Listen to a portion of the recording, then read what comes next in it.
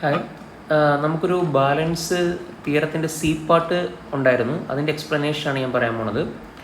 അതായത് നമ്മുടെ theorem 28.5 C part. C പാർട്ടിൽ പറയുന്നതെന്ന് വെച്ച് കഴിഞ്ഞാൽ each U N is an eigen vector of A and u1, u2, etc. Is an orthonormal basis for ZA perp. Okay, നമ്മൾ A പാർട്ടിൽ തന്നെ യു എൻ ഒക്കെ ഓൾറെഡി ഇൻട്രൊഡ്യൂസ് ചെയ്തിട്ടുണ്ട്. ഈ യു എൻ എന്നൊക്കെ പറയുന്നത് നമുക്ക് വരുന്ന എവിടെ നിന്നാണ്? ആ നോൺ സീറോ ഐഗൺ വാല്യൂ ആയ SN കറസ്പോണ്ടിങ് ആയിട്ടുള്ള ഐഗൺ വെക്ടറാണ് ആര്? U N. ഓക്കെ, നമ്മൾ എ പാർട്ട് നിങ്ങൾ പഠിക്കുമ്പോൾ നിങ്ങൾക്ക് കിട്ടും. അതായത് SN എന്ന് പറയുന്നത് നോൺ സീറോ ഐഗൺ വാല്യൂസ് ആണ്. നമ്മൾ മെട്രിക്സിലെ ഡിക്രീസിങ് ഓർഡറിൽ വരുമെന്ന് പറഞ്ഞില്ലായിരുന്നു ഐഗൺ വാല്യൂസ്. ഓക്കെ, ആ നോൺ സീറോ ഐഗൺ വാല്യൂവിന് കറസ്പോണ്ടിങ് ആയിട്ടുള്ള ഐഗൺ വെക്ടറാണ് ആര്? യു എൻ എന്ന് പറയുന്നത്. അതുകൊണ്ടാണ് ഞാൻ ഈ AUN ഈക്വൽ ടു എന്തെഴുതിയിരിക്കുന്നത്? ഈ SNUN എന്ന് നമ്മൾ എഴുതുന്നത്. വേറെ SN not equal to 0 eigen value ആണ്. ഓക്കെ, അപ്പം അതാണ് യു എൻ. അപ്പം പറയുന്നതാണ് ആ ഐഗൺ വെക്ടറുകളുടെ കളക്ഷൻസ് ഏത്? SN എന്ന് പറയുന്ന നോൺ സീറോ ഐഗൺ വാല്യൂസിന് കറസ്പോണ്ടിങ് ആയിട്ട് വരുന്ന ഐഗൺ വെക്ടറുകളുടെ കളക്ഷൻ എല്ലാവരും കൂടെ ചേർന്ന് എന്തുണ്ടാക്കും? ഒരു orthonormal basis for ZA perp ഉണ്ടാക്കുമെന്നാണ് ഫസ്റ്റ് റിസൾട്ട്. ZA പെർപ്പിൻ്റെ ബേസിസ് ആയിട്ട് ഇവർ മാറുമെന്നാണ് പറയുന്നത്. ഏത്? ഈ ഐഗൺ വെക്ടറുകളുടെ കളക്ഷൻ. ഏത് ഐഗൺ വെക്ടറുടെ കളക്ഷൻ? നോൺ സീറോ ഐഗൺ വാല്യൂവിന് കറസ്പോണ്ടിങ് ആയിട്ടുള്ള ഐഗൺ വെക്ടറുടെ കളക്ഷൻ. പിന്നെ നെക്സ്റ്റ് പറയുന്നത് ഇഫ് വി ആൽഫ എന്ന് പറയുന്നത് ZAയുടെ ഒരു ഓർത്തോനോർമൽ ബേസിസ് ആണെന്ന് വിചാരിക്കാം. അത് ഓർത്തോനോർമൽ ബേസിസ് ആണെന്ന് തന്നെ വിചാരിക്കാം. അങ്ങനെയാണെങ്കിൽ നമ്മൾ ഓൾറെഡി പറഞ്ഞ Z(A) പെർപ്പിൻ്റെ ബേസിസും ഈ പുതിയതായിട്ട് വരുന്ന Z(A)യുടെ ബേസിസും കൂടെ ചേർന്നിട്ട് ആരുടെ ബേസിസ് ഉണ്ടാക്കും? Hന് ബേസിസായി മാറുമെന്ന് പിടിയോ. അതായത് Z(A)യുടെ ബേസിസായ കളക്ഷൻ വി ആൽഫയും Z(A) പെർപ്പിൻ്റെ ബേസിസായ സെറ്റ് u1, u2, etc. കൂടെ ചേർന്നിട്ട് അത് രണ്ടും കൂടെ കമ്പൈൻഡ് ആരുടെ ബേസായി മാറും? ആ Hൻ്റെ ബേസായി മാറും. ആ ബേസിനൊരു പ്രത്യേകത ഉണ്ട്. ആ ബേസിൻ്റെ പ്രത്യേകത എന്ന് വെച്ച് കഴിഞ്ഞാൽ അതിലെല്ലാവരും എന്താണ്? ഐഗൺ വെക്ടറുകൾ മാത്രമായിരിക്കും. അതാണ് ആ ബേസിൻ്റെ പ്രത്യേകത. അപ്പോൾ നമുക്കതിൻ്റെ പ്രൂഫിനി നോക്കാം. അപ്പം പ്രൂഫിൽ സ്റ്റാർട്ട് ചെയ്യുന്നതെന്ന് വെച്ച് കഴിഞ്ഞാൽ നമ്മൾ let F equal to Z(A) perp. നമ്മൾ Z(A) പെർപ്പിന് വിളിക്കുന്ന പേരാണ് എന്ത്? എഫ് എന്ന് പറയുന്നത്. അങ്ങനെയാണെന്നുണ്ടെങ്കിൽ എല്ലാ UN-കളും എവിടുത്തെ എലമെൻ്റ് ആണെന്നാണ് ക്ലെയിം ചെയ്യുന്നത്? എഫിലെ എലമെൻ്റ് ആണെന്നാണ് ക്ലെയിം ചെയ്യുന്നത്. അതിൻ്റെ റീസൺ എന്താണെന്ന് വെച്ച് കഴിഞ്ഞാൽ എഫിലെ എലമെൻ്റ് ആകാൻ കാരണം നമ്മൾ പറഞ്ഞല്ലോ Z(A) എലമെൻറ്റുകളുടെ പ്രത്യേകത എന്താ? ഇപ്പം നിങ്ങൾ ആലോചിക്കുക, Z(A) എലമെൻറ്റുകളുടെ പ്രത്യേകത എന്താ? Z(A) എന്താണെന്ന് അറിയാലോ? Zero space. അതായത് സീറോ ഐഗൺ വാല്യൂവിന് കറസ്പോണ്ടിങ് ആയിട്ടുള്ള ഐഗൺ വെക്ടറുടെ കളക്ഷൻ. അപ്പം Z എന്ന് പറയുന്നത് Z(A)യിലെ ഒരു എലമെൻ്റ് ആണ്. ഓക്കെ, അതിൻ്റെ പ്രത്യേകത എന്താ? AZ എടുത്തു കഴിഞ്ഞാൽ എങ്ങോട്ട് പോകും? സീറോയിലേക്ക് പോകും. അതായത് സീറോ ഐഗൺ വാല്യൂവിന് കറസ്പോണ്ടിങ് ആയിട്ടുള്ള ഐഗൺ വെക്ടറുകളുടെ കളക്ഷനാണ് എവിടെ വരാൻ പോകുന്നത്? ഈ Z(A)യിൽ വരുന്നത്. ഓക്കെ, അങ്ങനെയാണെന്നുണ്ടെങ്കിൽ നമ്മൾ ഓൾറെഡി പഠിച്ചിട്ടുണ്ട്, അഡ്ജോയിൻ്റെ സമയത്ത് പഠിച്ചിട്ടുണ്ട്, ഡിസ്റ്റിങ്ക്ട് ഐഗൺ വാല്യൂവിന് കറസ്പോണ്ടിങ് ആയിട്ടുള്ള ഐഗൺ വെക്ടറുകൾ ഓക്കെ പെർപെൻഡിക്കുലർ ആണ് നമ്മൾ പഠിച്ചിട്ടുണ്ട്. അങ്ങനെയാണെങ്കിൽ നോൺ സീറോ ഐഗൺ വാല്യൂവിന് കറസ്പോണ്ടിങ് ആയിട്ടുള്ള ഐഗൺ വെക്ടർ ആണല്ലോ ഈ UN എന്ന് പറയുന്നത്. UN വരുന്ന എവിടെ നിന്നാണ്? നോൺ സീറോ ഐഗൺ വാല്യൂവിന് കറസ്പോണ്ടിങ് ആയിട്ടുള്ള ഐഗൺ വെക്ടറാണ് UN. അങ്ങനെയാണെങ്കിൽ അത് Z(A)യുടെ ഉള്ള എലമെൻറ്റുകളോട് എന്തായിരിക്കും? ആ പെർപെൻഡിക്കുലർ ആയിരിക്കും. ഓക്കെ, Z(A)യിൽ സീറോയ്ക്ക് കറസ്പോണ്ടിങ് ഉള്ള ഐഗൺ വെക്ടർ അതിനോട് പെർപെൻഡിക്കുലർ ആയിരിക്കും. അങ്ങനെയാണെങ്കിൽ ഈ എല്ലാ UN-കളും അതുകൊണ്ടാണ് നമ്മൾ വിളിക്കുന്നത് each UN element of F എന്ന് പറയുന്നത്. ഇനിയാണ് നമ്മുടെ മെയിൻ എയിം. ഈ കളക്ഷൻ ഓഫ് UN-കൾ എന്തുണ്ടാക്കുമെന്ന് പ്രൂവ് ചെയ്യണം? ബേസിസ് ഉണ്ടാക്കുമെന്ന് പ്രൂവ് ചെയ്യണം.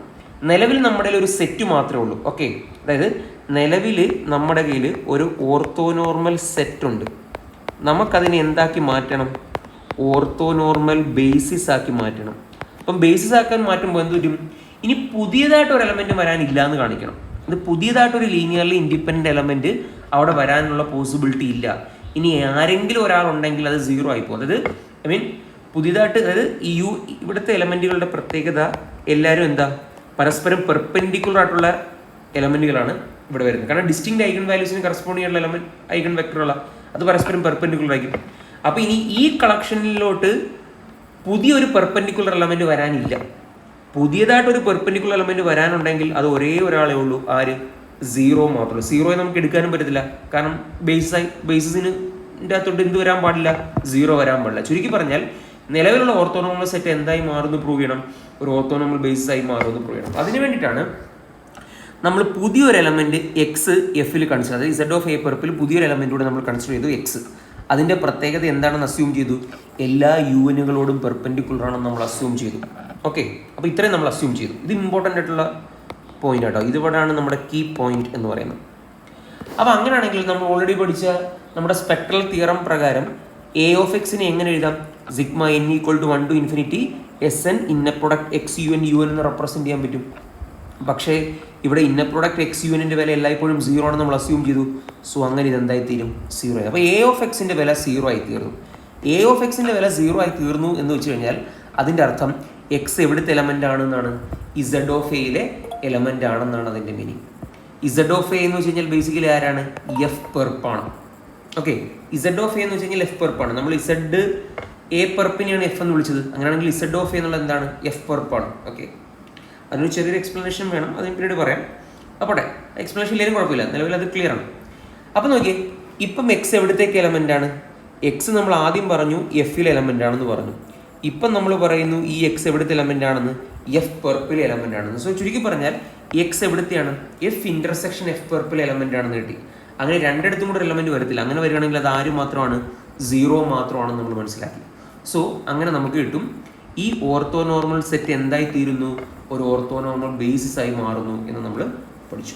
ഓക്കെ, ഇനി നെക്സ്റ്റ് എന്താണെന്ന് വെച്ച് കഴിഞ്ഞാൽ നമ്മൾ പറഞ്ഞു ഇഫ് വി ആൽഫ, ഈ വി ആൽഫ എന്ന് പറയുന്ന ഒരു orthonormal basis four Z of A ആണെങ്കിൽ നമ്മുടെ യു എന്നുകളുടെ കളക്ഷനും ഈ വി ആൽഫകളുടെ കളക്ഷനും കൂടെ ഓർത്തോനോർമൽ ബേസിസ് ഫോർ എച്ച് ഉണ്ടാക്കുമെന്നാണ് നമുക്ക് പ്രൂവ് ചെയ്യേണ്ടത്. ഓക്കെ, അപ്പോൾ അതിന് വേണ്ടിയിട്ട് വെച്ച് കഴിഞ്ഞാൽ നമുക്ക് എച്ചിനെ എഫ് പ്ലസ് എഫ് പെർപ്പ് എന്ന് എഴുതാം. ആക്ച്വലി അതിന് പിന്നിലൊരു റീസൺ എന്ന് വെച്ച് കഴിഞ്ഞാൽ നമ്മൾ എടുത്തിരിക്കുന്നത് എഫ് എന്ന് വെച്ച് കഴിഞ്ഞാൽ ഇസഡ് ഓഫ് എ പെർപ്പാണ്. ഞാൻ പറഞ്ഞില്ല നേരത്തെ ഒരു മൈന്യൂട്ട് കാര്യം കൂടി പറയേണ്ടത്, അത് ഇതാണ്. എഫ് എന്ന് പറയുന്നത് ഇസഡ് എ പെർപ്പാണ്. അങ്ങനെയാണെങ്കിൽ എഫ് പെർപ്പ് എന്ത് വരും, ഇസഡ് ഓഫ് എ പെർപ്പിൻ്റെ പെർപ്പ് എന്ന് വരും.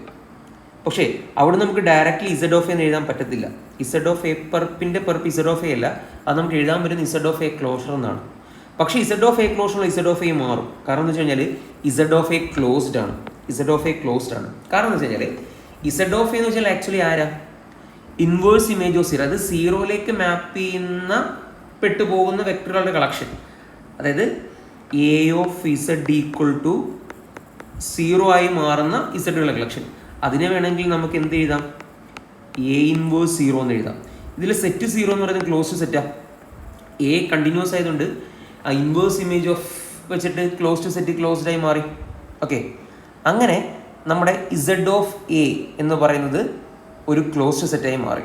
അപ്പം അങ്ങനെയാണെങ്കിൽ നമുക്ക് എന്താ ഗുണമെന്ന് വെച്ച് കഴിഞ്ഞാൽ നമ്മുടെ പ്രൊജക്ഷൻ തിയറം മറ്റു പ്രകാരം എച്ചിനെ എങ്ങനെ എഴുതാം, Z of A plus Z of A പെർപ്പ് എന്ന് എഴുതാം. അപ്പോൾ Z of A plus Z of A പെർപ്പ് എന്ന് എഴുതാൻ പറ്റും എന്ന് പറഞ്ഞാൽ അതിൻ്റെ അഡ്വാൻറ്റേജ് കഴിഞ്ഞാൽ എച്ചിലുള്ള ഏതൊരു എലമെൻറ്റിനെയും ഈ എച്ചിനെ നമുക്ക് ഇങ്ങനെ രണ്ടായിട്ട് ഡീകമ്പോസ് ചെയ്യുന്നില്ല, ഇസഡ് ഓഫ് എ ആയിട്ടും ഇസഡ് ഓഫ് എ പെർപ്പായിട്ടും ഡീകമ്പോസ് ചെയ്യും. അങ്ങനെയാണെങ്കിൽ എച്ചിലുള്ള ഏതൊരു എലമെൻറ്റ് എക്സിനെയും നമുക്കൊരു വൈ പ്ലസ് ഇസഡ് എന്ന് എഴുതാം.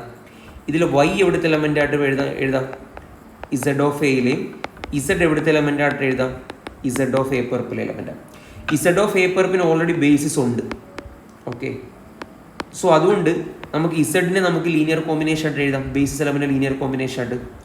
ഇനി വൈ എ നമുക്ക് ലീനിയർ കോമ്പിനേഷൻ ആയിട്ട് എഴുതാം ബേസ് എലമെൻ്റ്. കാരണം നമ്മൾ അസ്യൂം ചെയ്യുന്നുണ്ട് സെറ്റ് വി ആൽഫ എന്ന് പറയുന്നത് ബേസിസ് ആണെന്ന് അസ്യൂം ചെയ്യുന്നു. ആരുടെ, ഇസഡ് ഓഫ് എയുടെ ബേസിസ് ആണെന്ന് നമ്മൾ അസ്യൂം ചെയ്യുന്നു.